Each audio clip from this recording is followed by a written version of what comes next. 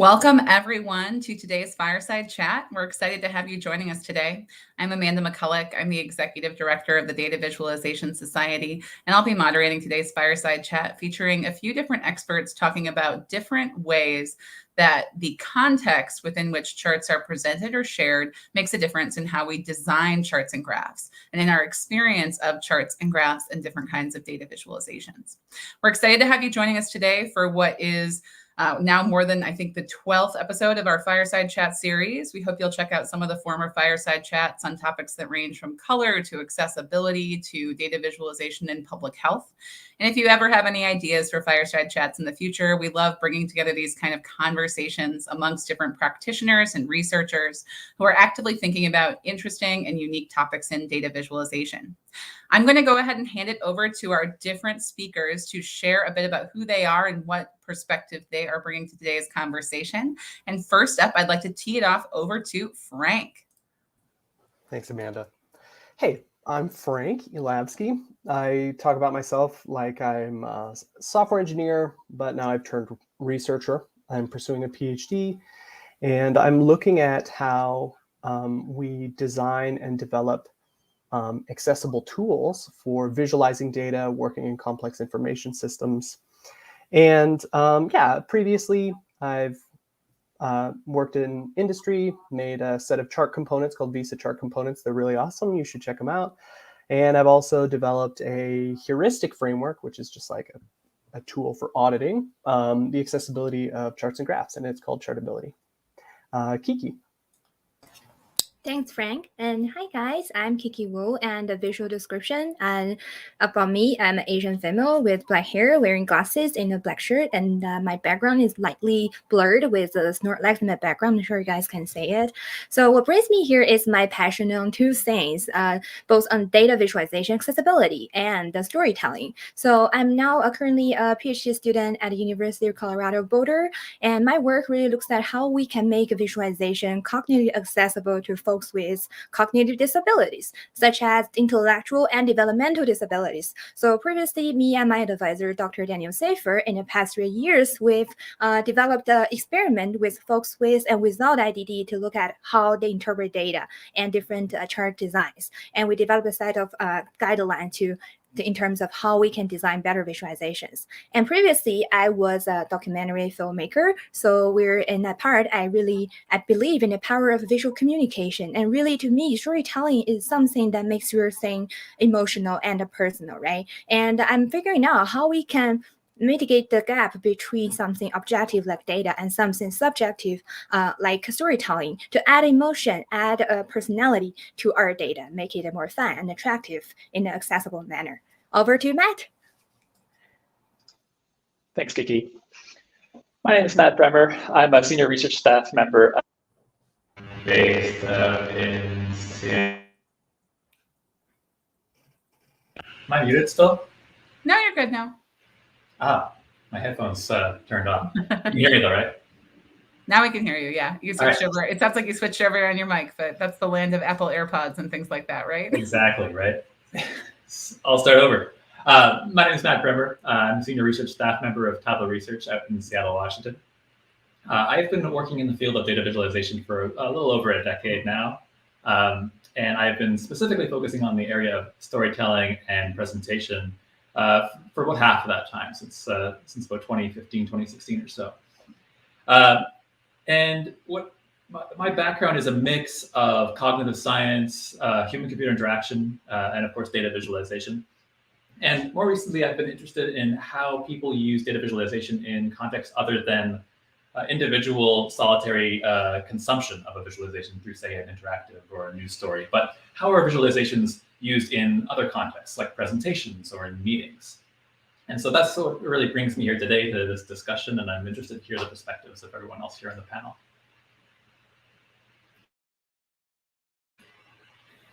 I believe your mic is muted. There we go. Thank you to everyone for making time to be here today. I'm excited to kick off this conversation and to talk a bit more about the different perspectives each of you bring, and happy to take questions from those who are choosing to join us live. You're welcome to add questions in the YouTube live chat. We'll see those and we'll be teeing up those questions as they pop up.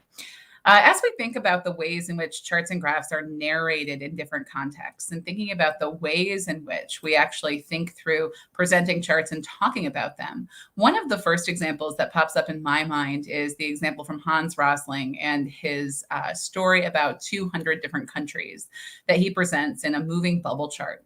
And so as we talk about narration and charts and graphs, we want to play a clip from that video for those of you who may not have seen it before to give a sense of what we mean when we talk about narration and storytelling and how it actually connects to the charts and graphs that we use. So let's go ahead and tee that up.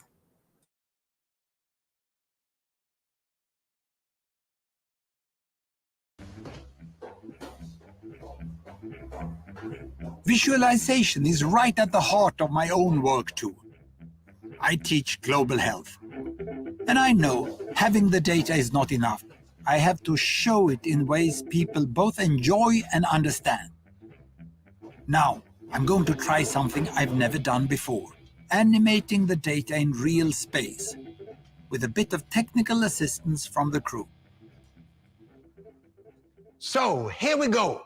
First, an axis for health, life expectancy, from 25 years to 75 years. And down here, an axis for wealth, income per person, $400, $4,000, and $40,000. So down here is poor and sick, and up here is rich and healthy.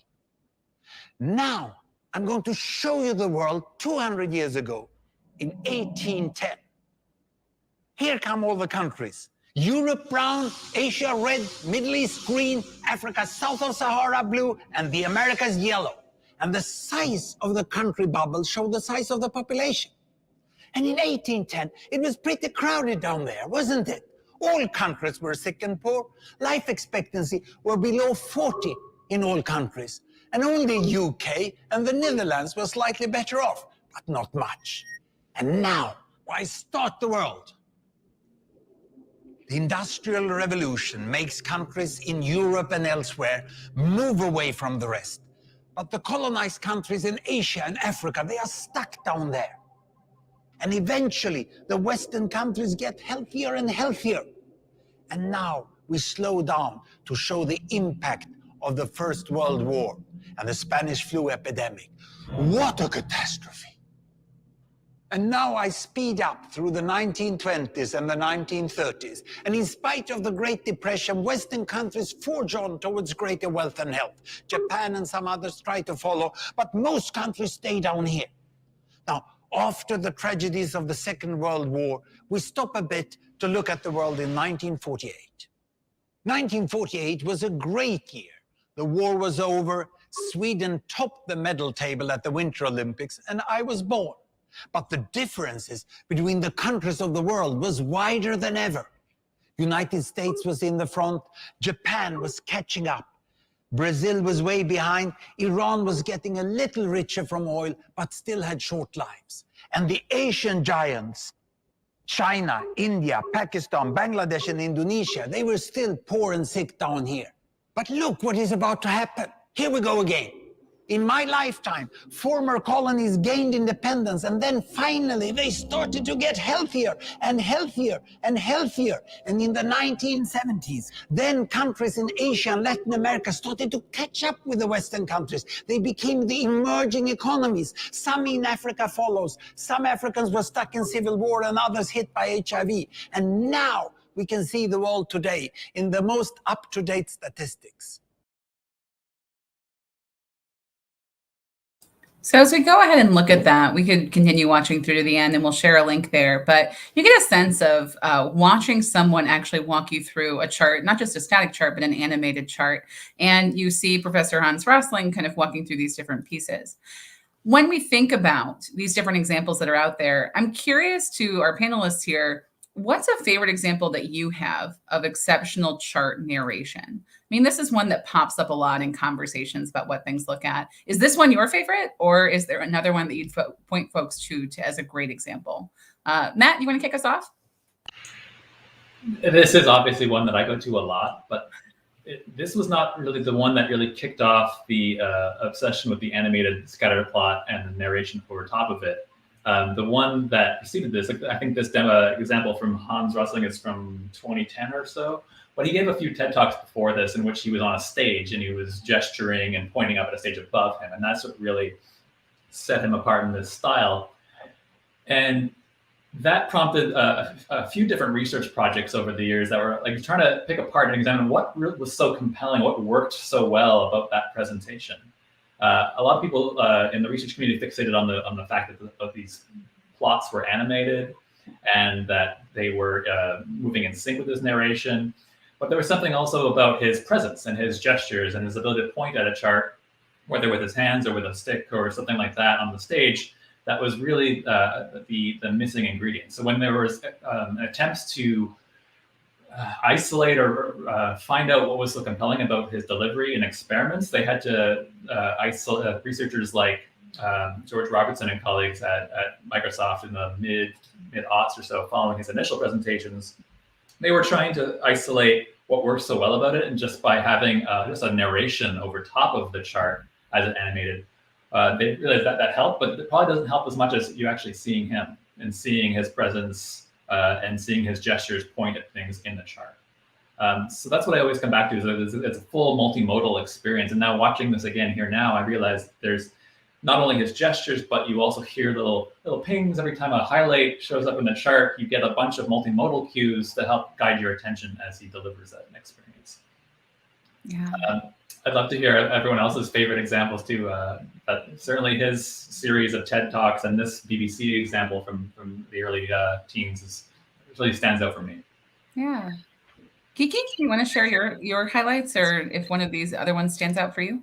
Yeah, I think Matt gave a really good summary about the good and bad and maybe of the Hans Rosling's video. And Matt commented a bit from the cinematography point of view. I think the thing that he did really well is also from the variety of camera shots and angles that he used. Like we always use close-ups with our camera to build up the tension or like draw your audience attention to a certain point. So it's a way to emphasize things. And they also use medium shots like to really focus on Hans Rosling's face and the portion of the data to give you a sense of conversation. And then it also has that long shots like give you an overview of the big picture of how things are moving, the trend of change over years.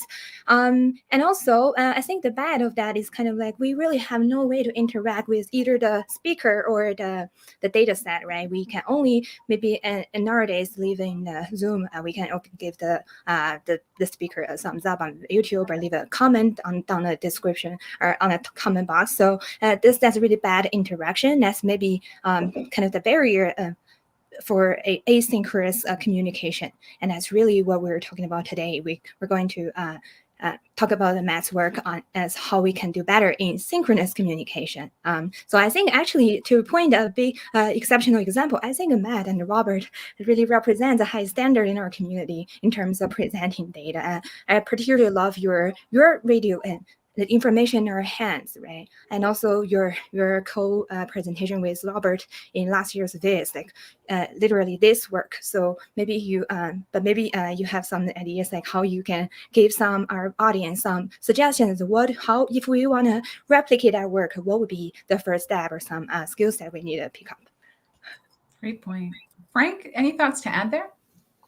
I think I would come from an entirely different angle. I think when thinking about narration, I think those are what I consider, like everything already named, the best of the best. But also there's this other experience that, people with screen readers have, where actually every chart they experience is a narration. If it's, if there's alt text added, there's going to be some spoken word for any chart that they experience through their assistive technology.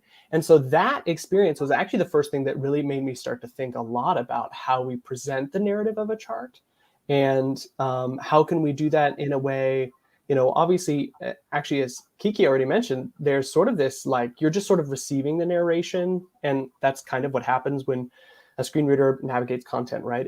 It's rarely like an interactive experience.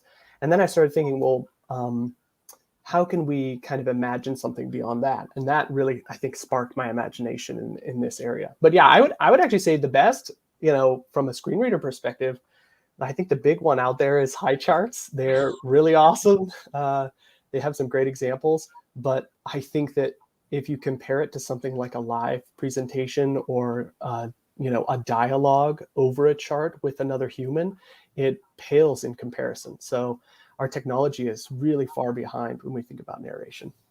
Interesting. So I know Keke had referenced, Matt, your paper and the work that you'd done. Do you care to share a little bit more about the background and the work that you did? You had co-authored this paper with Robert Cassara around these different contexts where charts are used. Catchy title that I'd love to hear you talk a bit more about how you came to that catchy title. But if you could share some highlights from your findings, we'd love to hear a bit more about those to set the stage. Sure. Yeah. And thanks, Katie, for bringing it up. So the paper that Amanda just referenced is a paper that I wrote with my colleague here at Tableau Research, Robert Cassara, or Eager Eyes. And we had started wondering about how people, especially our customers at Tableau, were using the product in meetings or in presentations in contexts aside from the individual consumption experience of sitting behind the software of Tableau desktop on your machine. So over the course of about a year, we interviewed both current customers, both internal and external to the company, but also we spoke to people out in the wider world who are using business intelligence tools or using visualization in some capacity. And over the course of the last year or so, we spoke to 18 people in a couple of different meeting types. One was focusing on their current practices and the current challenges and problems they face, and whenever they had to present data in a meeting or to their colleagues or to their customers. Of course, given the timing of this study that we ran last year, it was definitely colored by the pandemic and the fact that everyone was now having to pivot to presenting things remotely. But we also tried to balance our questions by asking about what were people doing beforehand? Were they in rooms with people, or what were the strategies and tactics they used for presenting data in these different settings? We also, in this project, we developed a few prototypes or design probes, as we call them, just a few mock-ups in some cases of different presentation experiences for data. Some of them inspired by slideware, by things like what you can do in PowerPoint or Google Slides now by revealing content in strategic ways, just to get a sense of what people thought of them and how they would use them in their own presentations. So given all this rich content and interview data that we had, we spent a lot of time analyzing it, and I'm trying to understand what are the exact scenarios that people go through when they're presenting data.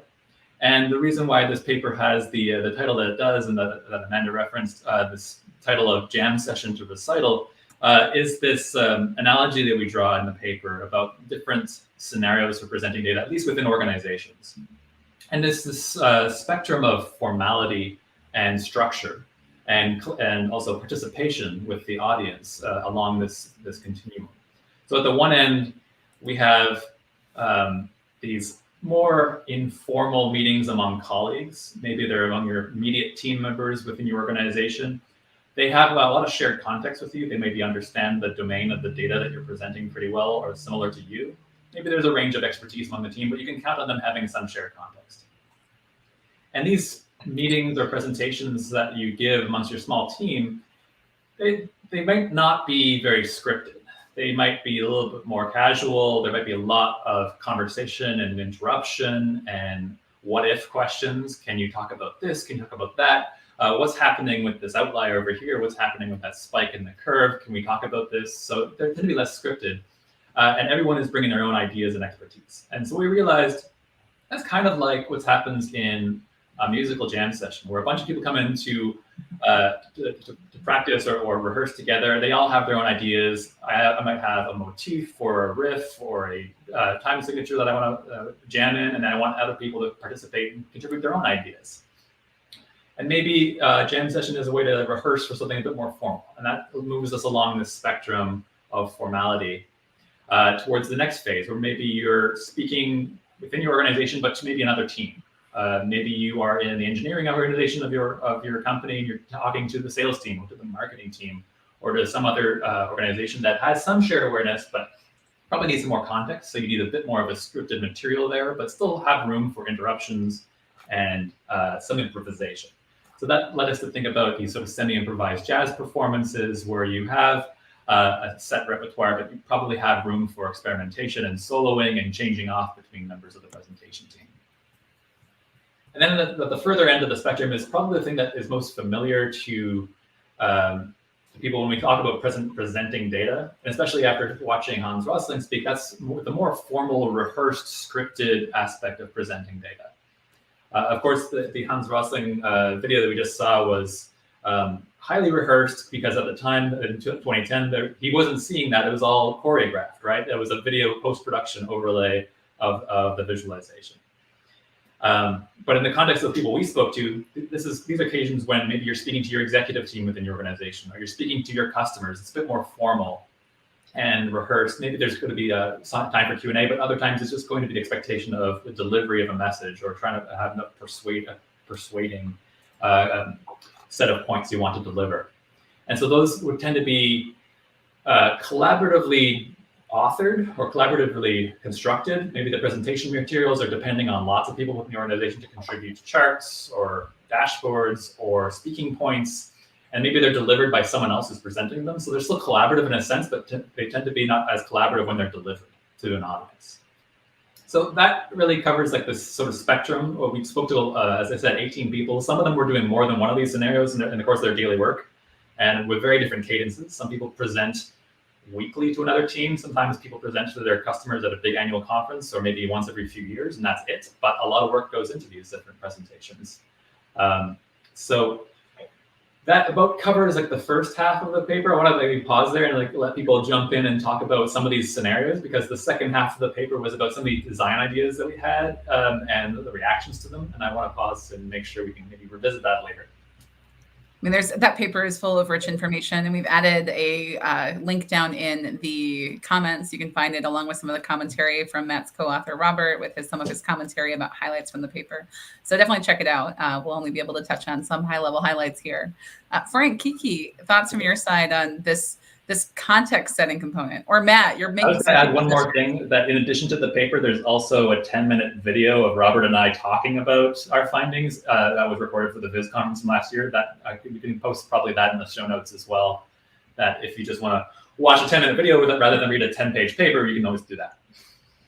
Oh, come on. Academics here on this call. Everyone loves reading papers. Frank, Keke, thoughts from you on this first kind of part of the paper and how it relates to your work?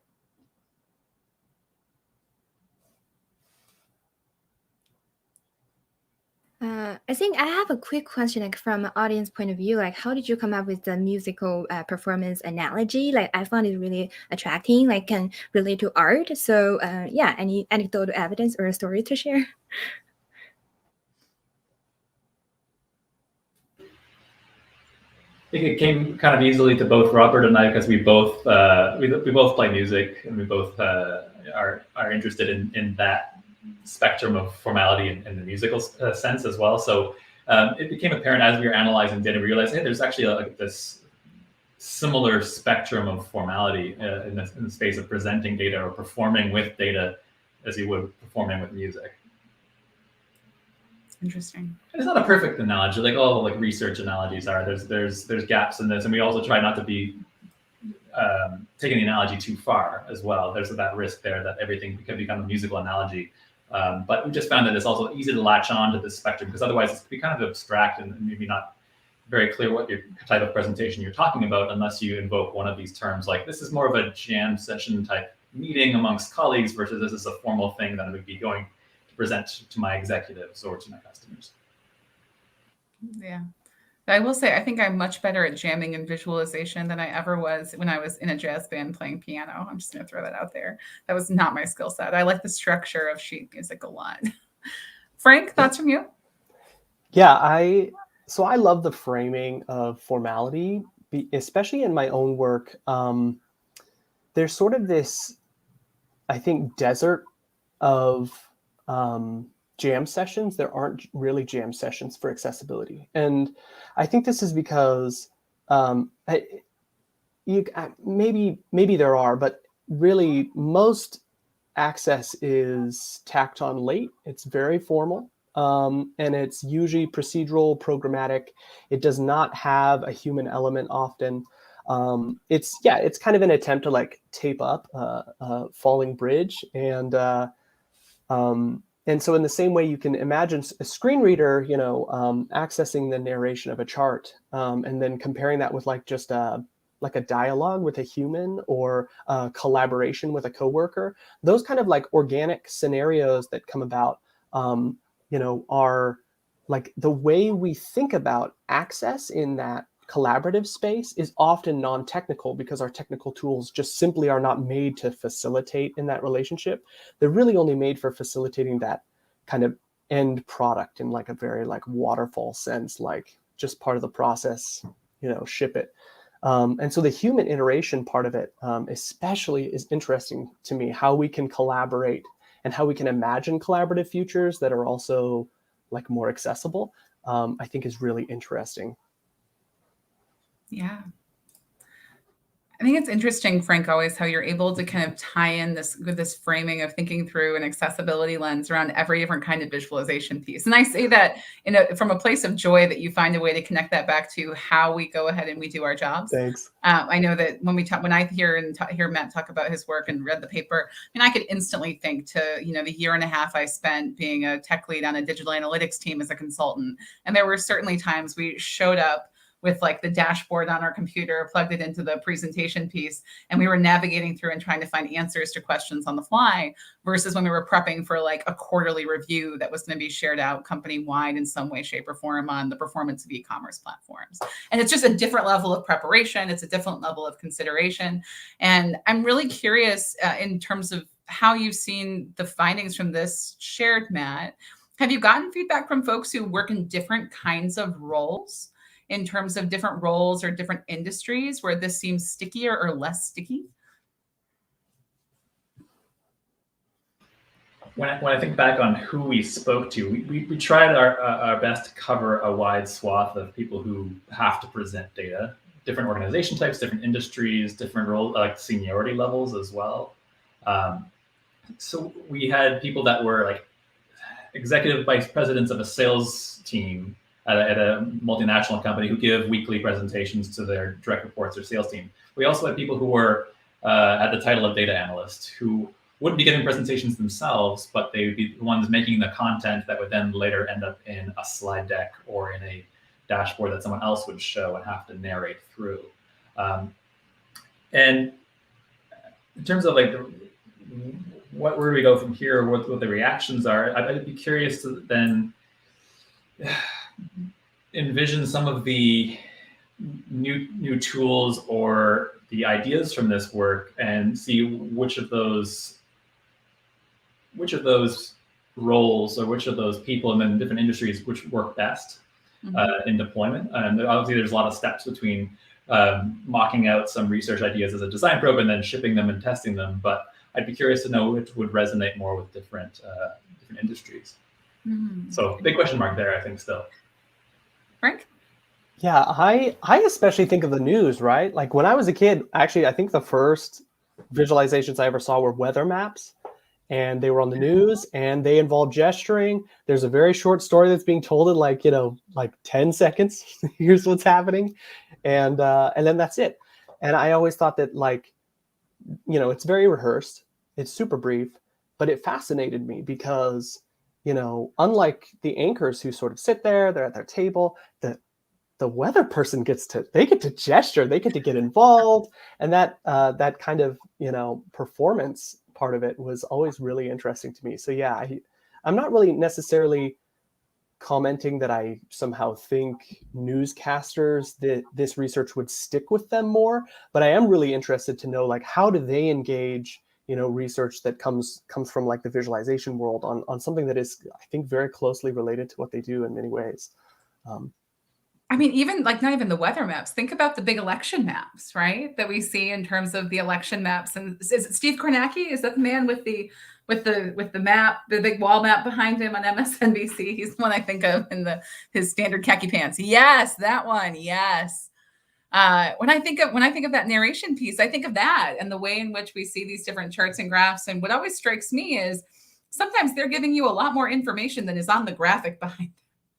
And I wonder, why can't we have better graphics to go with the narration? So do these two things kind of feed each other? How do we decide what goes on the graphic and what needs to be part of the storytelling?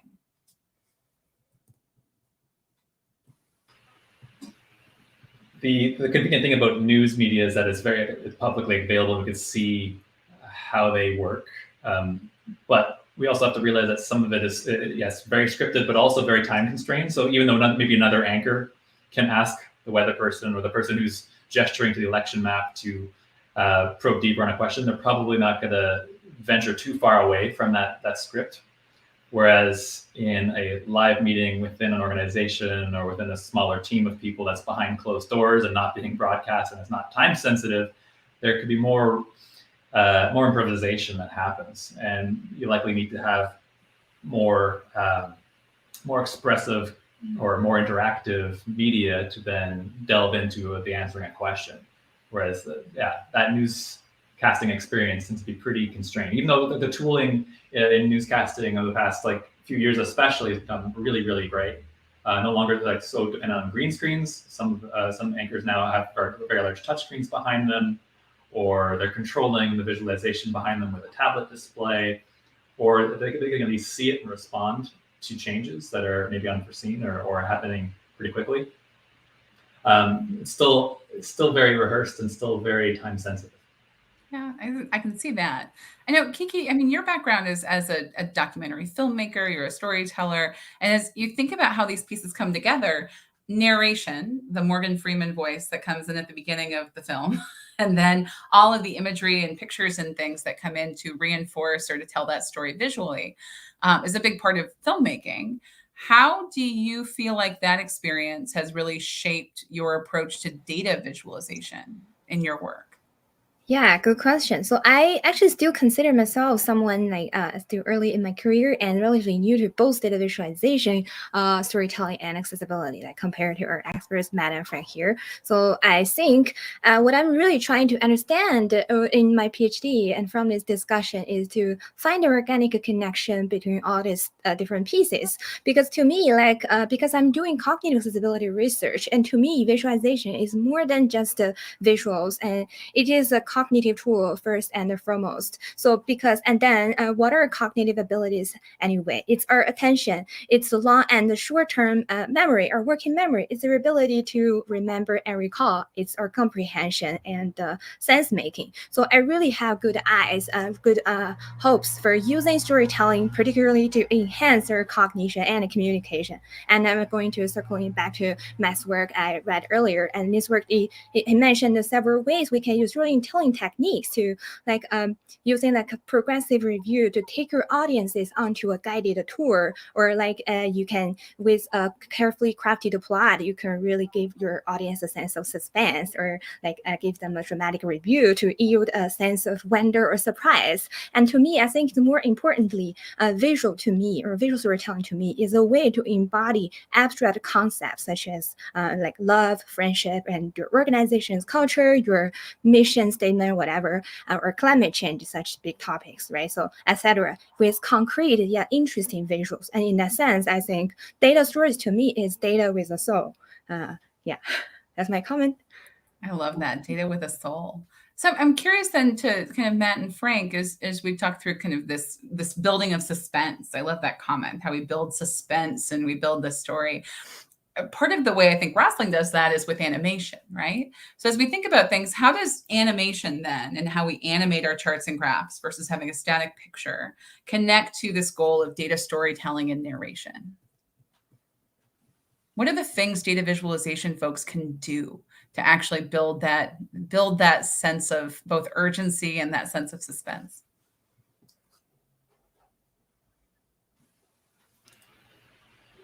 Yeah, there's been a lot of work since Rosling, but even preceding Rosling, about the role that animation can play in presenting data visualization to an audience.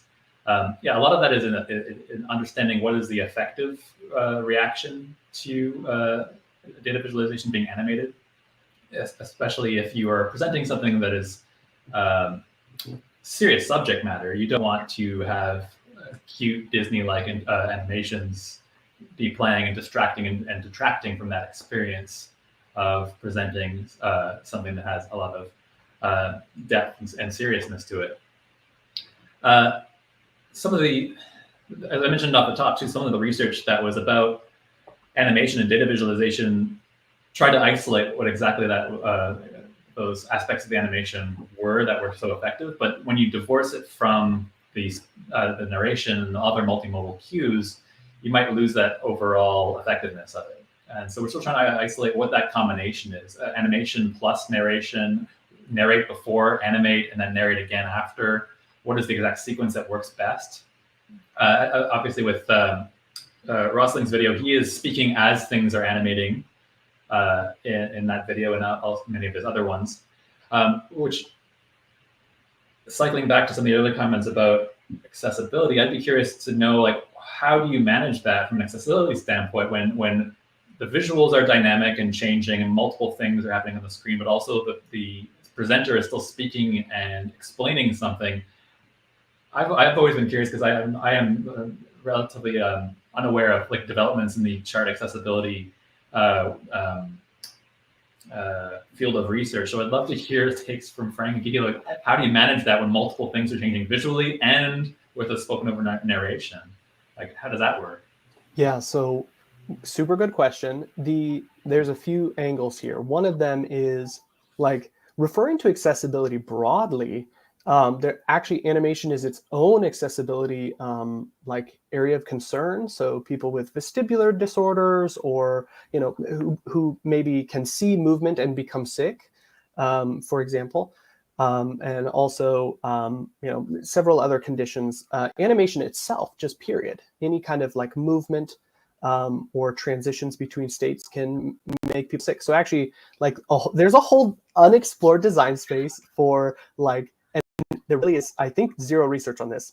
If somebody corrects me, amazing. I did a lot of digging, couldn't find anything. So there really isn't any research on how do we, from a data visualization standpoint or communicating complex information, like what do we do if we just can't use animation? Like, or what do we do to accommodate people with those needs? So that's like one thing. Then also from like the perspective of somebody who maybe doesn't see or has trouble seeing, what do you do in those situations? And the synchronous answer, I feel like, is easier because I do it when I present. If I'm at a talk, I'll pause, sort of like describe the chart and then continue my narration, right? So I can set the pacing and I can still let it be sort of dramatic. There's a tool called UDescribe developed by like a blind designer, developer, researcher. And you can like have a narrative description over video, so over YouTube. And that's generally like the direction if something's already recorded and it uses animation and you want to make it more accessible. What happens is there's either an audio track running simultaneous that sort of describes things as, video is playing, or the video will pause, the description will play out to kind of give people a sense of context, and then the course of the video will continue. But yeah, that's sort of the state of things. Animation is, from an accessibility perspective, largely not just for our field, like really under research. So yeah, super interesting, good question. Lots of potential there. Yeah. I was going to follow up and ask, are tools like that they're probably optimized for natural scenes and not artificial scenes where you have abstract shapes on the screen depicting data? Is that the case, or does it do a reasonably good job if it's at least scripted? Do you have to produce a lot of that description in advance, or yeah, okay. is it live unscripted content? I don't know of any technological tool that facilitates live non-visual narration. I don't know of any. I think it would be pretty rad if that were the case. But usually when there's a live situation, the onus falls to a human to facilitate that, not a technology. And then most of the time, yeah, it's either at the beginning or the end. You either have to know your narrative beforehand, which is its own design problem. And I kind of think everybody, if you're designing something, should think about your narrative beforehand anyway. That's like a little thing that I have. But also a lot of narration or alt text or descriptions the story is often tacked on afterwards to be more accessible. So yeah, kind of technology works on both ends of the design pretty well, but like that live thing is usually a human element. That's a great point. I know, Matt, as we've been talking about these different pieces, we've been talking in the abstract a lot around a lot of different ideas around accessibility, about animation, these different areas. I know you said the second half of your paper is really focused on some specific design components and practical things. And I know that as DVS, one of the things we try to do is to take the abstract ideas and put them in the context of what are specific things, actionable things that data visualization designers can think about and learn about to design and build better visualizations for these different kinds of environments. So would love to hear a bit about what some of those recommendations that you had are. And then Frank and Keke would love to hear some of your thinking around the other tools, techniques, and approaches that data visualization designers can bring on so that we can actually design and develop the right fit kind of visuals for the different contexts where we're sharing information. Well, what was interesting about that second half of that paper was not all of the ideas were generally well received either, which is good. The good lessons learned there, because initially I thought that some of them could be useful in some circumstances, especially since the move to remote presentation. I had some ideas around remote delivery that I thought would pan out, but ended up being not as well received as I had thought. But we had 3 classes of ideas in the paper that we showed people and got feedback on. And the first 2 were really just looking at what was available in slideware or in other presentation tools for non-data content, and could that be transferable or useful in contexts where you're presenting data visualization. One of them was the ability to do flexible reveals, and like being able to group elements. Like you can do this in PowerPoint now or in other slideware tools. You can group a bunch of visual elements. I know that also in Keynote, you can do things like magic move, where you can move a whole bunch of things and they would move to the new location all simultaneously, and it would look very smooth. A lot of visualization tools, you can trigger filters on or off, but there wasn't like a really good set of tools, at least that we were aware of, for staging things in a very particular way that we maybe interleave annotations, remove annotations, add a group of elements, remove a group of marks, remove maybe a reference line or a reference band, and be able to stage those in a sequence. So when you're presenting, say, a dashboard or a visualization, you could stagger those elements. So we mocked up something like that was similar to like the animation reveals that you see in Google Slides or PowerPoint, and just got feedback on that. And that seems to be like a thing that people are pretty receptive to. The second idea was, well, in a lot of slideware tools, you have a second screen. You have either your speaker notes there, maybe you have a preview of what's on your next slide or what's on your current slide, or your timer, things like that just help you with your presentation. And so the question we posed was, well, in a context of when you're presenting data visualization, what would you want on that second display? What may you want to pull off your primary display, especially if you're presenting an interactive dashboard, which might have a lot of UI elements that could be distracting or not central to your point. But maybe you want to use those selectively on the fly. Those could probably be on your second display. So then you're only presenting what you need to show, a chart or maybe a pair of charts. And like those filters or those things that you might parameterize the visualization with, those are on your other display. And so you're not distracting people with a user interface demo, which came up a few times. And we're speaking to people that they don't want to feel like they're giving a demo of a tool. They want to express a point. They want to persuade someone, or they want to deliver a message. So any UI element you can take off and just reserve that presentation display for a chart, functionality like that would be appreciated. Now the third class of ideas that I tested out and that I learned from, which led me to a whole new line of inquiry recently, is especially since the beginning of the pandemic, we're now presenting online to our colleagues primarily, and we're presenting in some other window. I could present a dashboard or a visualization to you, and maybe I become a floating head in some other display, or maybe I turn off my video altogether because no one's looking at 2 things at once. So that experience that we're used to in person is gone. That co-location of the presenter standing in front of a display or in front of a podium with the chart right beside them, we don't have that anymore. And I realized at the beginning of this shift to remote work is that I was missing a lot of that. I was missing the ability when I was sitting either in a meeting room or in an auditorium or at a conference. I would look at the speaker's body language. I would look to where they're pointing, and I would look to where they're looking at, if they were trying to draw my attention to somewhere on display. And so I missed some of those cues. So I started mocking up some ideas that I think I brought one here just to illustrate this idea of embedding video of a presenter into a dashboard, into a visualization display as a sort of a picture-in-picture experience. And this, like the coordination effort of this seemed to be what turned people off.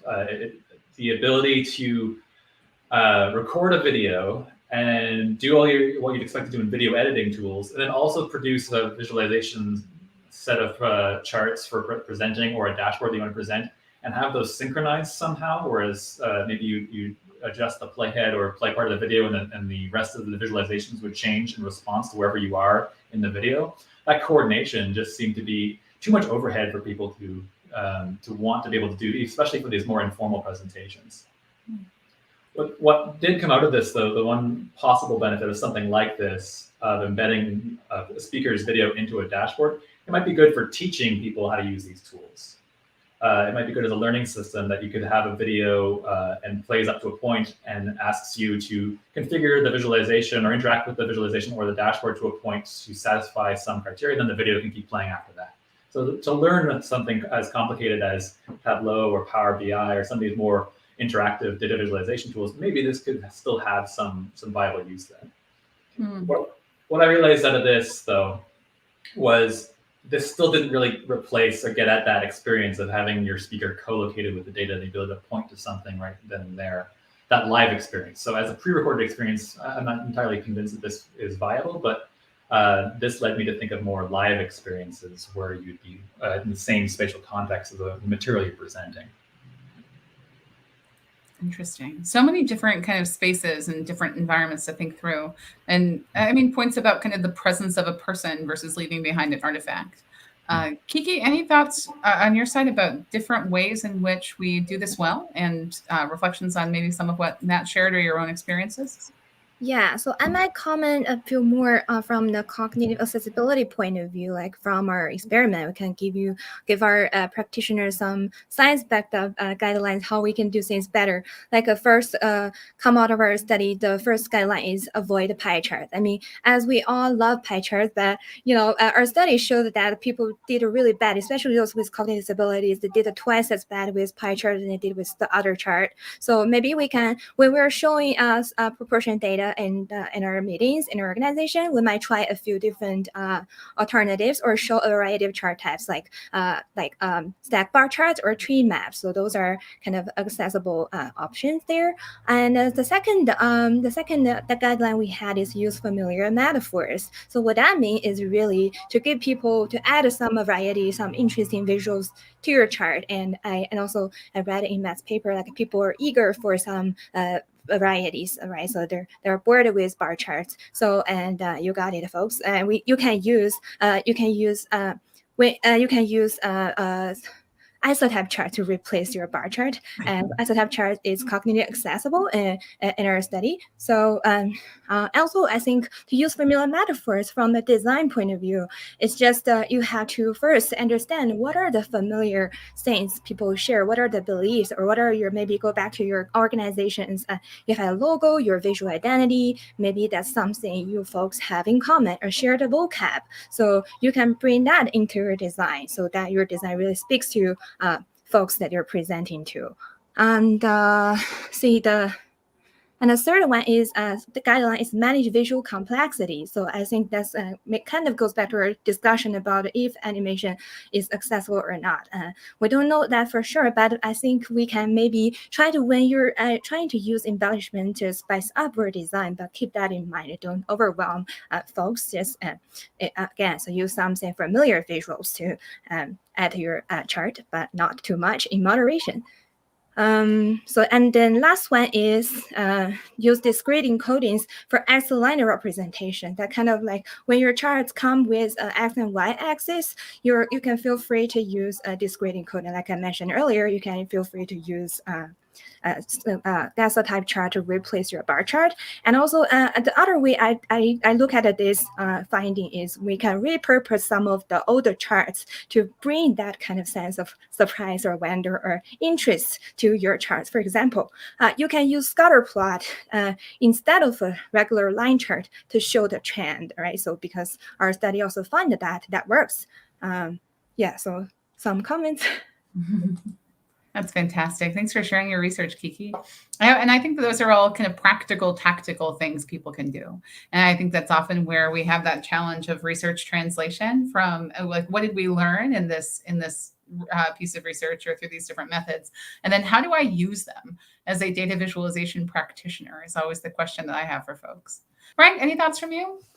Yeah, I just want to say Keke's work is really awesome. And I was compiling a lot of things for chartability. So I just want to, I guess, just say that cognitive accessibility, I think, is like the cornerstone of what makes visualization already an assistive technology. Like we're already trying to like assist with the cognitive dimension of our work, right? So anyway, I just wanted to say, the work that Keke's talking about is awesome. You should go look it up, dig into it. It's really good materials. Okay, so then on the question, like, do I have advice for practitioners in this space? I have some advice that I always give, and I think I'm going to divide it in two parts. Part one is if you're preparing a presentation, so you're going to it's on that more formal end of the spectrum for a chart presentation or story. I would say that under-discussed and perhaps maybe the most important thing in our field for accessibility is contrast and use of contrast. So guiding the user's focus, but also literally just making elements perceivable is huge for accessibility. A lot of people who use screen readers still have partial vision. High contrast is very important for a wide spectrum of people. And it's just great. And sometimes it just looks really good. Like you see when Hans is like presenting and then like talking about a particular region and all of the bubbles on that plot light up, like that is a good use of contrast for guiding focus. And I think it can be delightful. It's just like there's a huge potential of just using contrast well. So that's like always number one thing, good contrast, guide focus.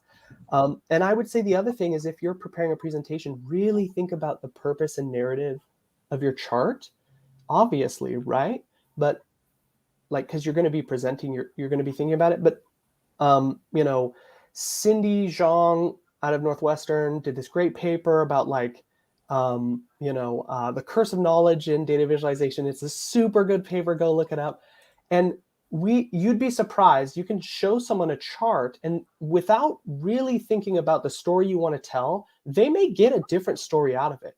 And so really helping guide people through what you think is an objective presentation of data is important because you want your narrative to be something that's influencing them as they're guided through this space. This is especially important for misinformation too, making sure that your visuals aren't used in the wrong way.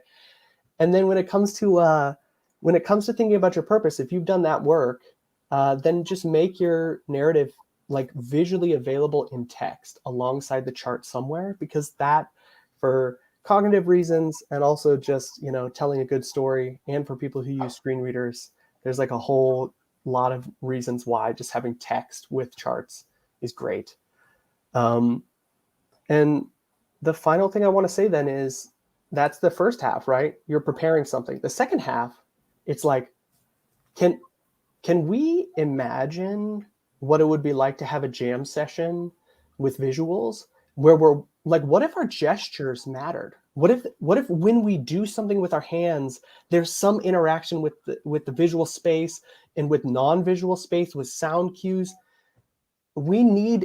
So my second half of this is just inspiring people. We need more people on this. Somebody out there, I hope you get curious enough from this fireside chat that you want to go build something. And I want you to do it. Go and build something, make something cool, make a weird little experiment, and play with gesture, play with sound, play with other inputs, because I kind of think that there's a hopeful future in that space. And when it comes to gesture, there's this researcher I think everyone should look into, Miriam Novak, also at Northwestern. Frank and Aries, if you watch this, he's going to be laughing because my time just being a fly on the wall in the Viz lab was like huge for me. But Miriam's like whole thing is gesture in educational settings. And there's like an enormous rich world of information we could learn from as Viz practitioners, especially when we're presenting. So that's it. That's all I got. Thank you. So I want to throw out there a thought for closing, which is, I guess, two thoughts. One, oftentimes in data visualization design, when we're learning and teaching ourselves or learning from others on the art of data viz, and we have found most people are self-taught from our annual State of the Industry survey results. They will be released next week. Get excited. But as we go ahead and think through what that means, I don't see a lot of people saying that a cornerstone of data visualization practice is public speaking. And a lot of what we're talking about here is your ability to get up in front of a room and actively interact with a tool and talk through a tool and narrate your charts. And how can we enable data viz practitioners to broaden what they see as part of their toolbox to be effective in how data gets used? And when you're not the one up in front of the stage, how do you become a better coach to the person, the client, the someone else who's taking your tool or product or chart and talking about it to a room full of people? How do we crack that nut as data viz practitioners? I think if you're a student and if your institution offers speaker coaching, speaker training, definitely look that up. I found speaker training helped me in the past for at least for in-person conference style presentations or when you're in a room full of people. It is a bit of a different beast. Giving presentations online, we don't know if people are lost or bored or anything like that. But a lot of things you can do in person might still be applicable to this new world. I was going to add a couple of things that I've gone to or found helpful in presenting data. Cole Nussbauer-Nathlich's work and some of the presentations that she's given about crafting a good presentation, crafting a story have been very helpful for me. And this book came out recently from John Schwabish, Better Presentations, also very helpful. And just to play off some of Frank's points there, like redundancy is one, including some multiple cues in your delivery is really helpful. Making sure when you're about to deliver a presentation, you can use things like animation, you can use highlighting, you can use annotations, visual annotations, but you can also, as Hans Rosling did in this video, you can frame things with your hands. You can also speak a deictic reference to the chart, like something in the middle top left or to closer to me, or on the other side of the screen. Make spatial references when you're talking about data to help, if you do have redundant cues, they amplify those. And then I think my other final point would be to learn more about responsive visualization design, and not just from the perspective of device responsivity, like designing for a desktop, designing for a tablet, designing for a phone, but also consider designing the other direction, so larger displays as well. How would this visualization work on a smaller display, but how would it also work in a boardroom? How would it work on a conference stage? And what can I do to improve that transition across all these different media and different contexts? So not just device-centric, but context-centric as well. Any closing thoughts from you two? Frank, Keke? Has Matt covered it all? Keke, please. Yeah, I just one thing to add, maybe like feel free to use yourself, like as a performer, as a speaker, like use your facial expressions, your quality of your voice, give it a tempo to it, like the emphasis, the pause, and add an emotion to it, and then just try shadowing famous speakers, your favorite speakers, like follow them, do that. Yeah, you learn and you improve by practicing. True. Closing words from you, Frank? Any advice on becoming a better speaker as a part of your data visualization skill stack? I was a theater kid, so I'm kind of a little goblin. Like, my answer is be a theater kid. Have no shame at all. Improv, no. Actually, there really is something to that, which is kind of practicing it does make you better. And like recording yourself is the most awkward thing in the world, but it does help. Like that, to me, that's where I saw the biggest growth.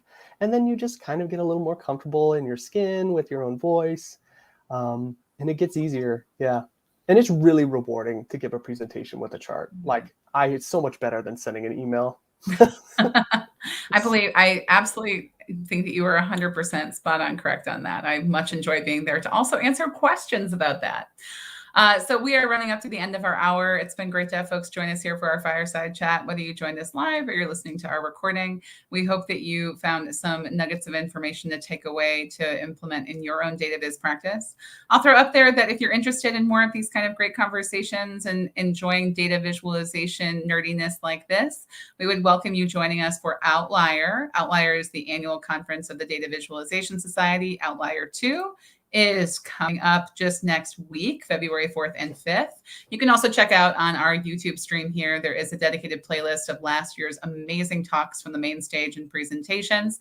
And we would sincerely welcome you to check those out, because I can't imagine watching those, which include amazing speakers like Frank, and not thinking, wow, I've got to attend this year's conference. So our team has put together an incredible lineup of speakers, and there's still open opportunities for people to do lightning talks and unconference sessions. So come hang out with us.